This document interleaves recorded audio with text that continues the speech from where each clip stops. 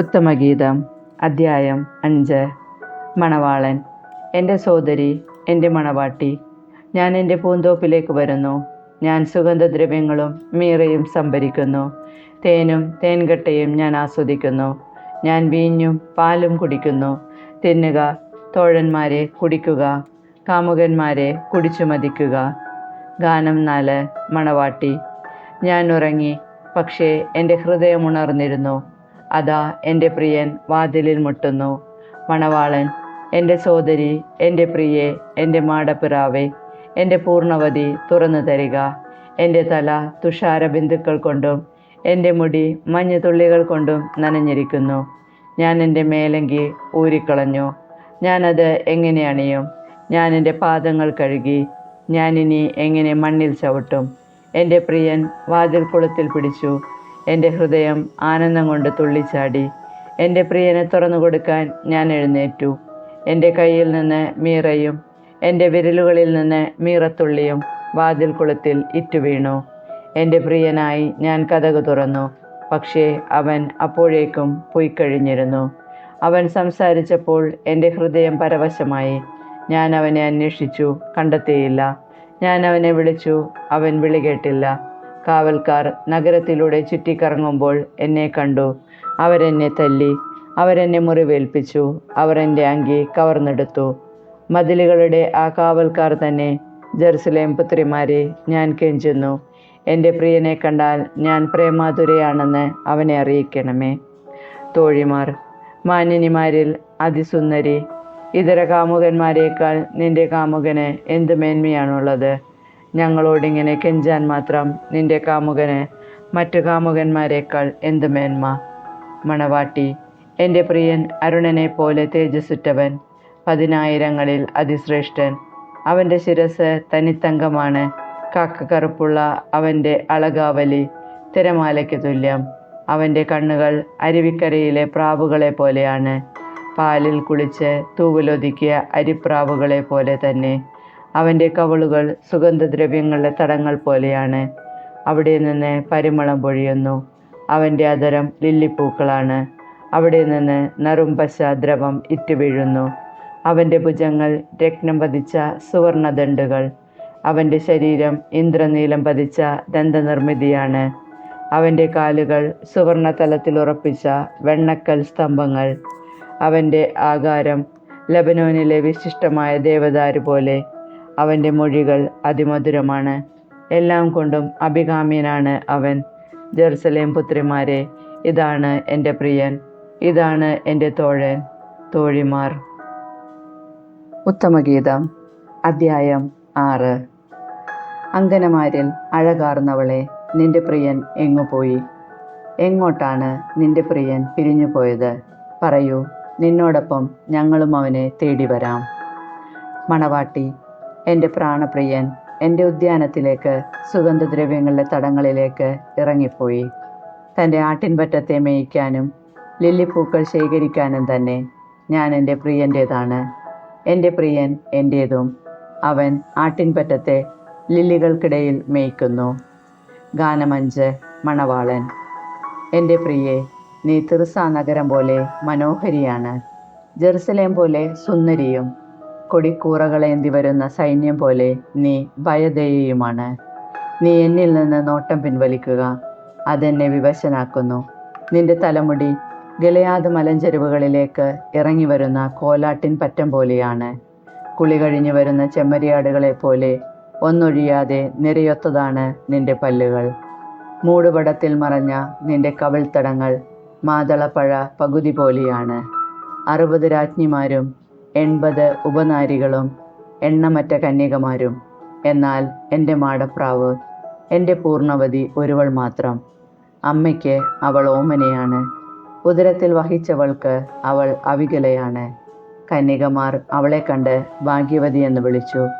രാജ്ഞിമാരും ഉപനാരികളും അങ്ങനെ തന്നെ അവളെ പുകഴ്ത്തി. ഉഷസ് പോലെ ശോഭിക്കുന്നവളും ചന്ദ്രനെ പോലെ കാന്തിമതിയും സൂര്യനെ പോലെ തേജസ്വിനിയും കൊടിക്കൂറകളേന്തുന്ന സൈന്യത്തെ പോലെ ഭയദയയുമായ ഇവൾ ആരാണ്?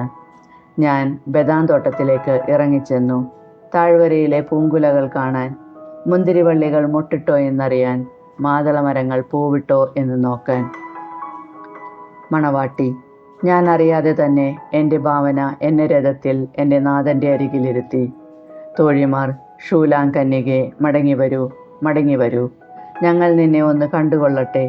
രണ്ട് സംഘങ്ങളുടെ മധ്യത്തിൽ നൃത്തം ചെയ്യുന്ന ശൂലാം കന്യകയെ നിങ്ങളെന്തിന് തുറിച്ചു നോക്കുന്നു? ഉത്തമഗീതം. അദ്ധ്യായം 7. മണവാളൻ. രാജകുമാരി, പാതുകമണിഞ്ഞ നിന്റെ പാദങ്ങൾ എത്ര മനോഹരം!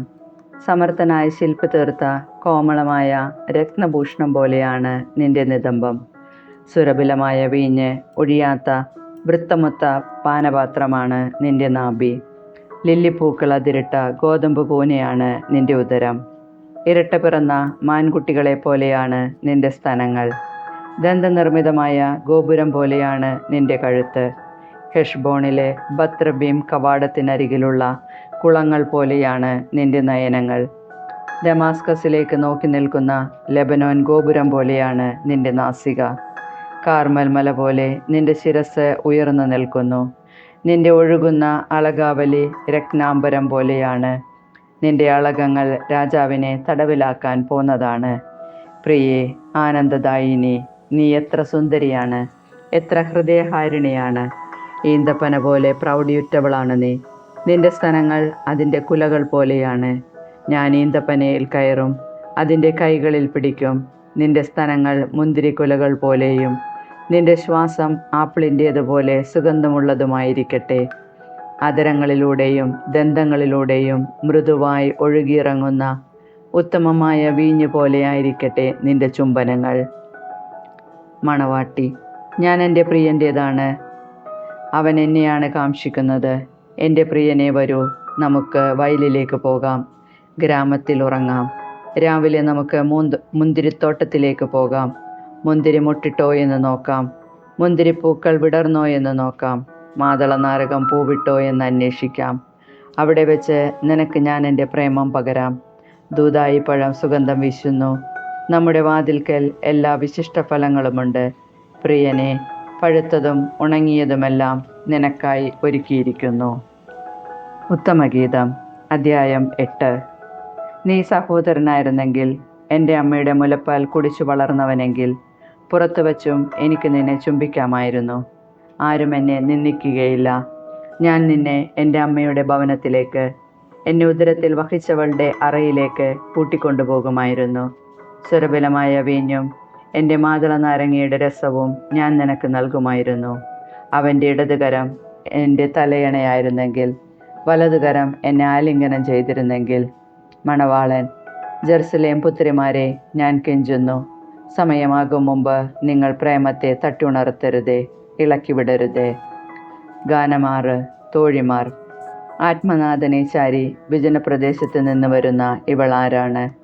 മണവാളൻ: ആപ്പിൾ മരച്ചുവട്ടിൽ വെച്ച് ഞാൻ നിന്നെ ഉണർത്തി. അവിടെ നിന്റെ അമ്മ ഈറ്റുനോവ് അനുഭവിച്ച് നിന്നെ പ്രസവിച്ചു. നിന്നെ പ്രസവിച്ചവൾ അവിടെ വെച്ചാണ് പ്രസവവേദന അനുഭവിച്ചത്. നിന്റെ ഹൃദയത്തിൽ മുദ്രയായും നിന്റെ കരത്തിൽ അടയാളമായും എന്നെ പതിക്കുക. പ്രേമം മരണത്തെപ്പോലെ ശക്തമാണ്. അസൂയ ശവക്കുഴി പോലെ ക്രൂരവുമാണ്. അതിൻ്റെ ജ്വാലകൾ തീജ്വാലകളാണ്, അതിശക്തമായ തീജ്വാല. ജലസഞ്ചയങ്ങൾക്ക് പ്രേമാഗ്നിയെ കെടുത്താനാവില്ല. പ്രവാഹങ്ങൾക്ക് അതിനെ ആഴ്ത്താൻ കഴിയുകയുമില്ല. പ്രേമം വിലയ്ക്ക് വാങ്ങാൻ സർവസമ്പത്തും കൊടുത്താലും അത് അപഹാസ്യമാവുകയുള്ളൂ. സഹോദരന്മാർ: നമുക്ക് ഒരു കുഞ്ഞു സഹോദരിയുണ്ട്. അവളുടെ സ്തനങ്ങൾ വളർന്നിട്ടില്ല. നമ്മുടെ സഹോദരിക്ക് വേണ്ടി വിവാഹാലോചന വരുമ്പോൾ നമ്മൾ എന്തു ചെയ്യും? അവൾ ഒരു മതിലായിരുന്നെങ്കിൽ ഒരു വെള്ളി ഗോപുരം പണിയാമായിരുന്നു. അവൾ ഒരു കവാടമായിരുന്നെങ്കിൽ നമുക്ക് ദേവദാരു പലക കൊണ്ട് കതകുണ്ടാക്കാമായിരുന്നു. മണവാട്ടി: ഞാനൊരു മതിലാണ്, സ്തനങ്ങളാണ് ഗോപുരങ്ങൾ. അപ്പോൾ അവൻ്റെ ദൃഷ്ടിയിൽ ഞാൻ സമാധാനം കണ്ടെത്തി. മണവാളൻ: സോളമന് ബാൽഹമോണിൽ ഒരു മുന്തിരിത്തോട്ടമുണ്ടായിരുന്നു. അവൻ മുന്തിരിത്തോട്ടം പാട്ടത്തിന് കൊടുത്തു. ഓരോരുത്തനും 1000 വെള്ളി നാണയങ്ങൾ പാട്ടം കൊടുക്കേണ്ടിയിരുന്നു. എൻ്റെ മുന്തിരിത്തോട്ടമാകട്ടെ എൻ്റേത് മാത്രമാണ്. സോളമൻ നിനക്ക് 1000 ഉണ്ടായിക്കൊള്ളട്ടെ, കൃഷിക്കാർക്ക് 200 ഉണ്ടായിക്കൊള്ളട്ടെ. ഉദ്യാനത്തിൽ വസിക്കുന്നവളെ, എൻ്റെ തോഴിമാർ നിന്റെ സ്വരം ശ്രദ്ധിച്ചു കേൾക്കുന്നു, ഞാനും അത് കേൾക്കട്ടെ. മണവാട്ടി, എൻ്റെ പ്രിയനെ വേഗം വരിക. സുഗന്ധദ്രവ്യങ്ങളുടെ മലകളിൽ കലമാൻ കുട്ടിയെപ്പോലെയോ ചെറുമാൻ പേടയെപ്പോലെയോ വേഗം വരിക.